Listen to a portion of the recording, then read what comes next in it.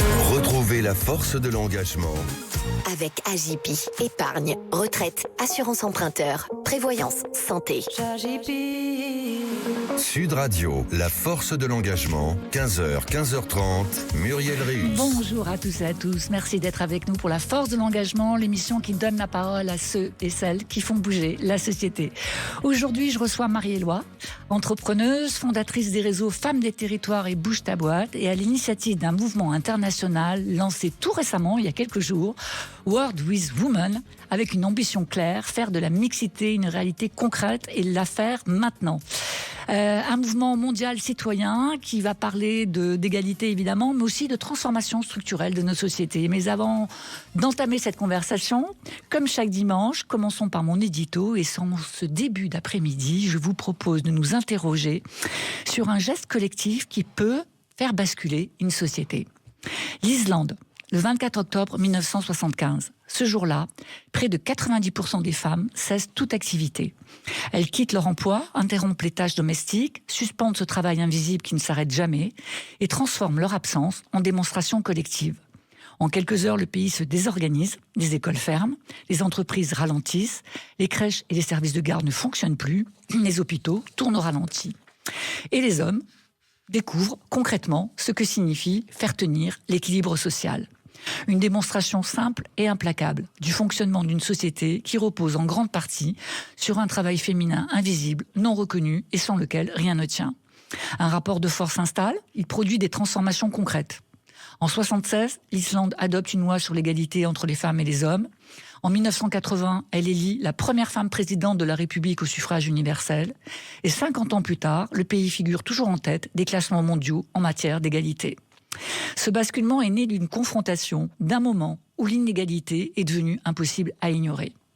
Alors en France, eh bien, les lois existent, les discours sont rodés, les politiques publiques se sont multipliées, l'égalité est devenue un principe largement partagé, mais les faits résistent. Selon l'INSEE, les femmes consacrent plus de 3 heures par jour aux tâches domestiques, contre 2 heures pour les hommes. Elles assument 70% de l'essentiel de l'organisation familiale, rendez-vous médicaux, suivi scolaire, organisation des plannings, courses, repas, coordination des activités, gestion des imprévus, en fait, anticipation permanente. Des fonctions centrales, mais historiquement sous-valorisées, voire invisibilisées. Et cette charge mentale, penser, organiser, prévoir, reste massivement portée par les femmes. Et même à ce qu'elles travaillent à plein temps, la répartition ne change pas. Alors bien sûr, ce modèle a des conséquences directes sur les trajectoires professionnelles, interruption de carrière, temps partiel subi, perte de chance. Sur les revenus, les femmes gagnent en moyenne près d'un quart de moins que les hommes. Sur l'accès au pouvoir, les femmes demeurent minoritaires dans les instances de direction, qu'elles soient politiques ou économiques.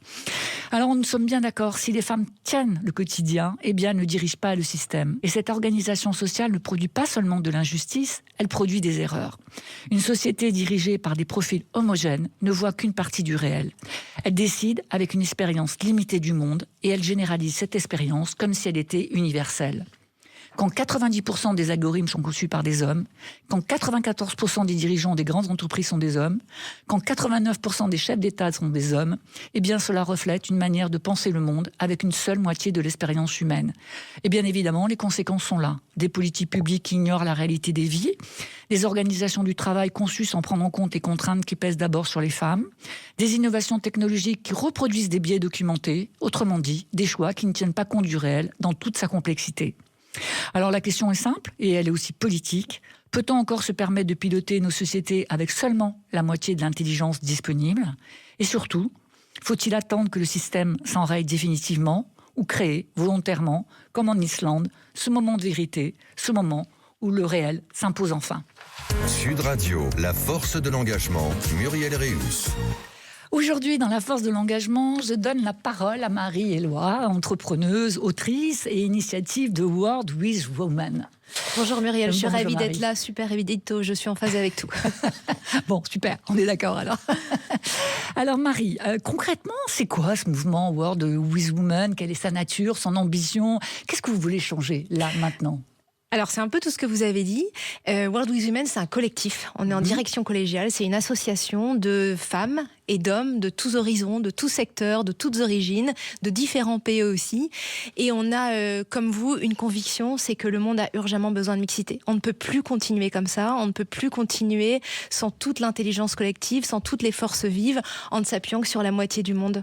Face aux crises, on a vraiment besoin de plus de mixité. Et on sait, plus il y a de mixité, plus il y a de protection de l'environnement, plus il y a de paix, mieux il y a de mieux vivre ensemble. Donc en fait, c'est des bénéfices pour toutes et tous, pour les femmes et les hommes. Et ça, c'est très important de le souligner parce qu'il y a tellement de peur sur ce sujet. Donc World with Women, c'est faire advenir la mixité maintenant, parce qu'on en parle et l'éveil est de plus en plus... grand sur ce sujet, c'est vrai, mais par contre les chiffres ne bougent pas, ils bougent peu. Et selon l'ONU, c'est dans 300 ans qu'on atteindra l'égalité. Donc c'est pas possible d'attendre 300 ans quand le monde brûle partout. Il brûle partout, j'ai pas besoin de faire de dessin, on le voit dans tous les domaines. Et donc on a décidé d'agir plus rapidement. Et après avoir étudié toutes les possibilités, il y a celle de l'Islande. On s'est dit en fait c'est le meilleur moyen. À chaque fois que les femmes se sont unies, soutenues par les hommes engagés, le monde a bougé, le monde s'est transformé. Et à chaque fois que les femmes se sont unies en s'arrêtant, plus rien fonctionne. Bah oui. En Islande, les enfants mangeaient des bonbons et des saucisses toute la journée. À l'époque, c'était pas du tout un pays égalitaire. L'Islande, il y avait 5% de femmes députées, les femmes gagnaient 60% de la rémunération des hommes. Et une journée a suffi pour que le pays devienne le plus égalitaire au monde. Donc on veut faire la même chose. Alors l'Islande, bien sûr, vous a inspiré, vous venez de le dire, 90% des femmes mobilisées. À ce niveau, c'est complètement inédit. Et l'impact a été immédiat. Bien, c'est sûr que des bonbons et des saucisses toute la journée pour les enfants, je pense que les hommes se sont dit non là, on va pas tenir. Il y a eu l'Espagne aussi. L'Espagne, le 8 mars de 2018, qui a été proche de la même logique, avec une grève féministe massive. Plus de 5 millions de femmes et d'hommes mobilisés, c'est important de dire. Et là aussi, avec un arrêt du travail, des tâches domestiques. On peut espérer une mobilisation similaire en France ? Oui, en France et dans le monde. C'est vraiment un mouvement global. Donc on est en train de se mettre en lien avec différents pays. D'ailleurs, c'est un appel. Si vous avez des référentes, des ambassadrices, des ambassadeurs dans d'autres pays, mais envoyez-les nous parce que c'est ensemble qu'on va y arriver. Oui, je crois que en France, quand on sent que c'est juste, et là on voit bien qu'on ne peut pas continuer comme ça. Tout le monde le voit qu'on ne peut pas continuer sans mixité. Quand on sait que c'est juste, on est capable de se mobiliser. On l'a fait pour Charlie, par exemple. En 2015, il y avait 3,7 millions de personnes dans la rue, de façon instantanée, parce qu'on sentait qu'il fallait qu'on soit ensemble. Et là, face à tout ce qui se passe dans le monde, à la guerre, à l'effondrement de la biodiversité, au changement climatique, on sait qu'il faut faire quelque chose, mais on se sent toutes et tous assez impuissants face au flot de mauvaises nouvelles. On voit que on a l'impression qu'on ne peut pas compter, qu'on ne peut pas agir, que c'est comme ça. Et nous, ce qu'on offre, ce qu'on propose avec ce mouvement, c'est justement de pouvoir agir. C'est de montrer que c'est le nombre qui va faire changer les choses et que chacun et chacune d'entre nous, on compte. C'est vraiment de dire à chacun et chacune, on a une capacité d'agir si on est ensemble. On n'est pas obligé d'accepter le futur qui est proposé pour les générations futures. On n'est pas obligé d'accepter ça. On peut changer ça si on est unis et si on est ensemble. Ce qu'on propose de faire, c'est 3 choses. C'est d'abord signer, c'est très facile, c'est signer un manifeste sur notre site pour dire qu'on souhaite ensemble de la mixité, ça c'est la première chose. Deuxième chose, avant l'été, on va faire une consultation citoyenne internationale pour mettre en avant les mesures qui fonctionnent pour faire advenir la mixité. Comme par exemple, vous avez cité l'Espagne, mais depuis 2018, l'Espagne s'est révolutionnée, notamment avec un congé deuxième parent digne de ce nom, rémunéré à 100%, mais sur tous les sujets. Lutte contre les violences, ils sont exemplaires. Oui. Voilà. Donc on va mettre en avant les mesures qui fonctionnent, qui sont déjà efficientes dans les pays, pour un partage de bonnes pratiques. Et puis les citoyennes et citoyens pourront proposer également des mesures pour s'adapter à la réalité des pays. C'est vraiment en fonction des pays, évidemment, c'est forcément différent. Et puis la troisième chose qui est hyper simple. Oui, c'est la journée citoyenne, c'est ça ? C'est la journée de mobilisation. Alors la journée de mobilisation que vous avez imaginée le 13 octobre, donc vous appelez toutes les femmes à s'arrêter le 13 octobre, dans la sphère domestique bien sûr, mais aussi dans la sphère professionnelle. Ce jour-là, on ne va pas travailler. On veut que les hommes prennent le relais, parce qu'il faut absolument les embarquer. Et donc, ce que vous venez de dire, on est dans une société hyper fragmentée, avec on est tous les jours sous le coup d'informations sur la guerre au niveau mondial, etc. Vous pensez vraiment qu'on va la réussir, cette mobilisation de masse? Alors, je sais que c'est un mouvement très gai, en fait. Très joyeux. Oui, c'est un mouvement joyeux. Moi, j'ai vu les images du lancement de ce mouvement. On avait tout envie d'y être, d'ailleurs. On disait, mais pourquoi on n'y est pas, nous, avec nos t-shirts aussi? On veut être là. Ça a l'air d'être... ça ressemble à un mouvement joyeux, et ça doit le rester, peut-être. Je vais vous donner deux exemples qui m'ont profondément marqué. Moi, c'est la fin de mon livre, qui s'appelle « Les femmes sauveront-elles le monde » aux éditions Erol. C'est la fin de mon livre, j'appelais ça. Et donc, quand je fais des conférences sur la mixité dans les territoires, à la fin, les femmes, elles me disent toutes, mais c'est quand la date? Quand est-ce qu'on le fait vraiment? Et dès que je parlais de cette journée où les femmes s'arrêtent au niveau professionnel et privé, il y avait une sorte de jubilation sur leur visage, d'imaginer à quoi ça ressemblerait. Parce qu'on sait, en tant que femme, et même les hommes savent très bien à quoi ça ressemble, un monde une journée quand les femmes s'arrêtent. Donc il y a de la jubilation que j'ai constatée chez tous les âges et chez les hommes aussi.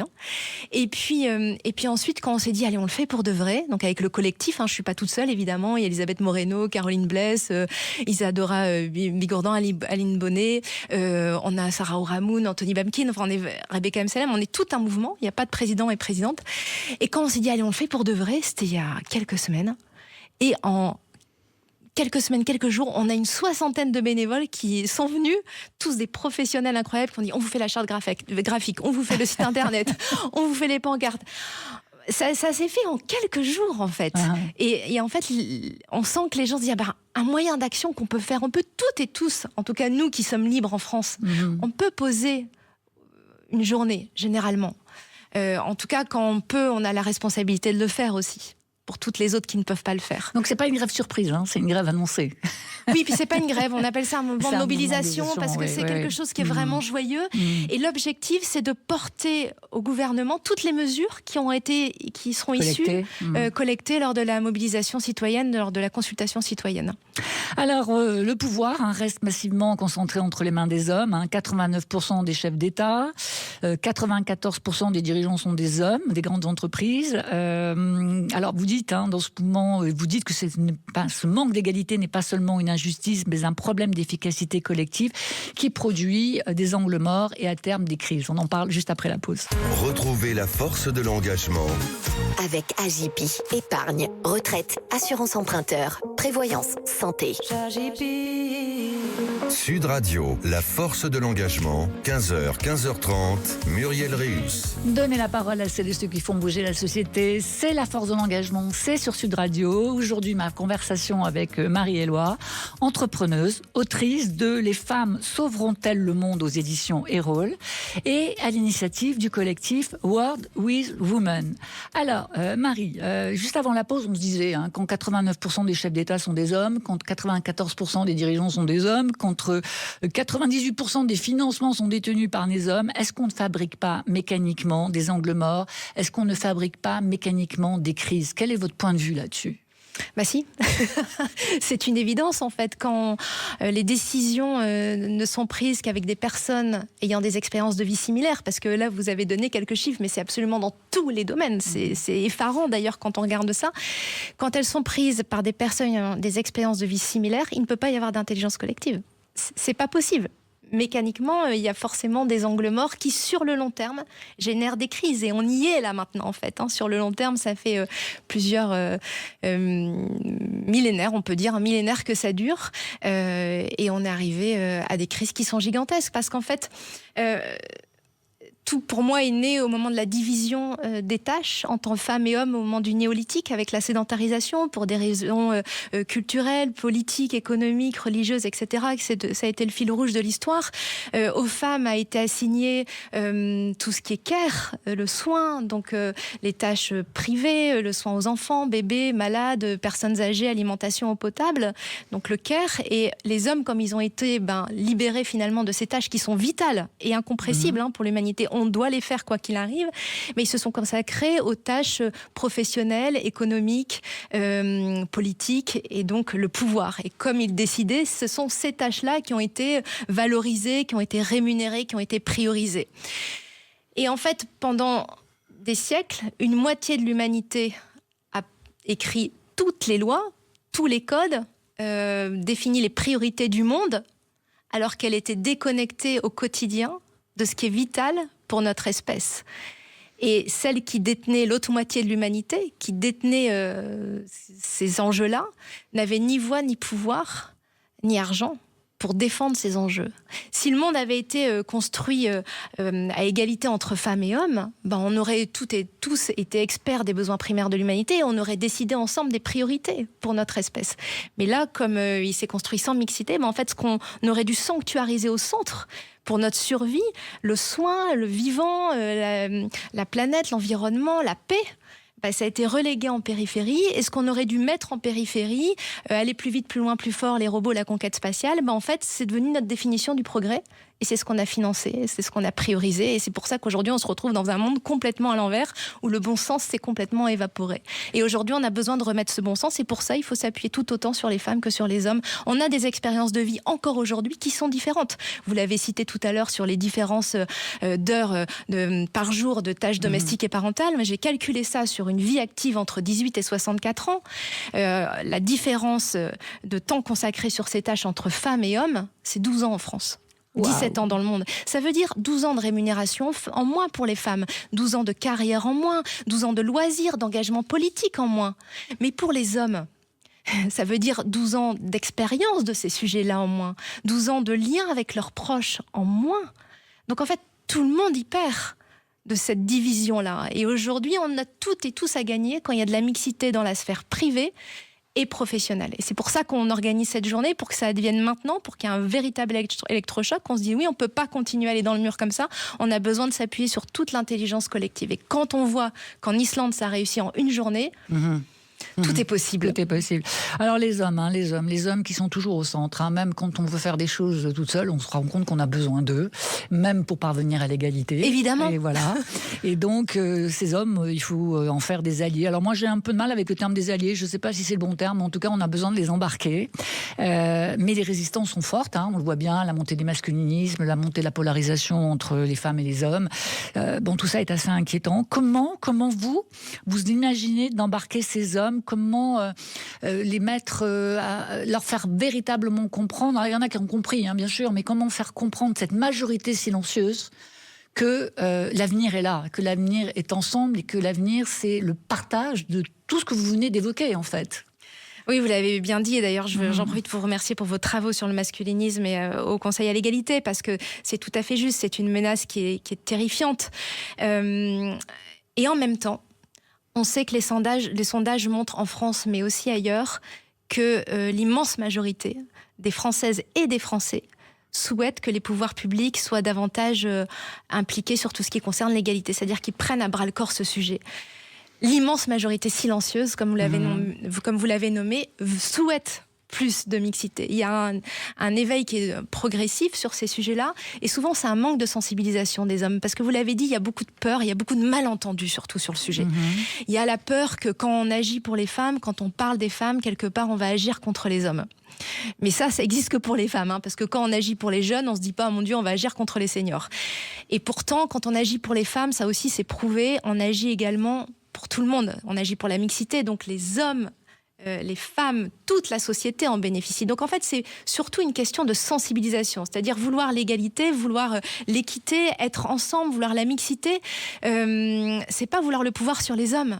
Je connais pas de femmes qui veulent ça, en fait. On veut être ensemble, avancer ensemble. Et en fait, quand on sensibilise, et moi, c'est ce que je fais à travers mes conférences, et j'adore faire ça, parce que l'autre jour, j'étais à une conférence au MEDEF, et il y a un homme qui est venu me voir à la fin, et typique MEDEF, et qui m'a dit, mais je me rendais pas compte. Il avait les larmes aux yeux.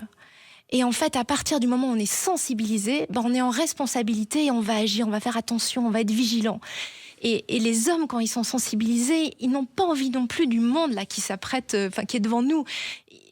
Bien sûr qu'on a envie d'une autre forme d'humanité et d'être ensemble. Donc je suis convaincue que l'immense majorité des hommes et des femmes souhaitent autre chose, mais qu'elle est silencieuse, qu'elle est désunie, et qu'un mouvement comme celui-ci, c'est peut-être le moyen de nous mettre toutes et tous ensemble et se dire bah oui, c'est possible et on a notre mot à dire et ensemble on va compter. Alors moi je suis d'accord avec vous sur la sensibilisation, parce que moi par ailleurs, finalement, je donne beaucoup de formations en entreprise, aussi des conférences comme vous, et je vois que, ce que je constate, c'est que quand les gens arrivent, ils sont, quand quand ils partent, ils sont différents. Du moment de leur arrivée. C'est-à-dire que tout d'un coup, ils ont pris conscience de choses qu'ils avaient complètement zappées, ignorées, dont ils n'avaient peut-être pas conscience, en fait. Donc la sensibilisation est une technique et une stratégie qu'il faut absolument adopter. Alors vous, Marie, vous avez construit des réseaux de femmes partout en France, vous avez connu des succès, puis aussi vous avez fermé certaines de vos... Oui, ça a été très dur. Oui. Et ça a été difficile. On parle beaucoup de la gender fatigue. Nathalie Pile, qui était là la semaine dernière, elle parle de gender résistance. Vous parlez de quoi, vous? Est-ce que les femmes sont fatiguées? Alors, désabusées, je dirais. En fait, on a l'impression, et c'est pour ça aussi qu'on a fermé, parce qu'il y a très peu de flux de financiers sur ce sujet. En fait, la mixité, c'est pas financé. Donc, quand c'est pas financé, c'est très compliqué. L'IA est financée, par exemple. Donc, c'est beaucoup plus facile d'avoir une entreprise ou une organisation rentable et qui fonctionne quand il y a des flux financiers. Sur la mixité, il y en a pas. Donc, faut être clair là-dessus. Donc, c'est extrêmement dur. Et c'est pour ça que les organisations qui agissent pour les femmes et la mixité sont toutes en difficulté, même, on peut dire ça comme ça. Il y a une impression que les discriminations sont immuables, que de toute façon, on ne peut pas changer les choses, qu'on va rester avec ce déséquilibre qui nous mène dans le mur. Mais c'est faux. C'est faux. On sait aujourd'hui qu'avant le néolithique, les sociétés étaient égalitaires, en tout cas davantage égalitaires, et certaines ont survécu jusqu'à aujourd'hui, comme l'ont démontré certains anthropologues qui s'appellent par exemple Heide Gottner-Abendroth, je vais y arriver. Et puis aussi, les pays se transforment. L'Islande, l'Espagne, vous les avez cités, sont des formidables exemples qui montrent qu'on peut se transformer. Par contre, pour y arriver, il faut de la volonté. Et ça, il faut y en avoir, il n'y en a pas. Aujourd'hui, il n'y en a pas. Et 2, avec la volonté, il y a des moyens financiers. Aujourd'hui, il n'y en a pas. Volonté politique, c'est ça que vous voulez dire ? Volonté politique. Mais aussi dans les organisations. Il y a quelques organisations qui sont exemplaires et vraiment, je les remercie. Mais globalement, on a l'impression que la mixité, c'est secondaire. Or, quand on est conscient que la mixité transforme tout, et notamment son organisation au bénéfice de tout le monde, là, on va mettre de la volonté et donc des moyens financiers. Et cette journée-là, c'est le moment de faire prendre conscience, de dire... Vous voyez, en fait, on est capable de changer. Quand on est ensemble, on est capable de mettre en place les mesures qui fonctionnent. Parce qu'elles existent, les mesures. On les connaît.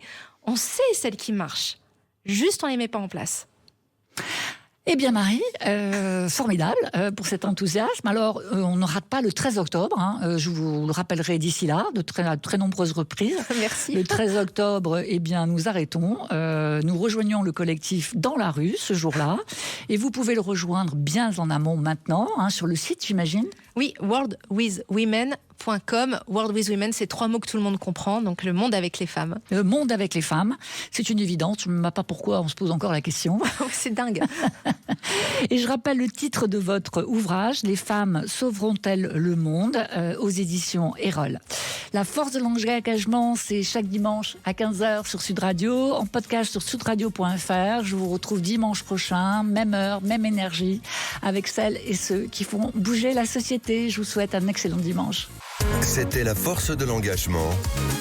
Avec Agipi, épargne, retraite, assurance emprunteur, prévoyance, santé. Agipi.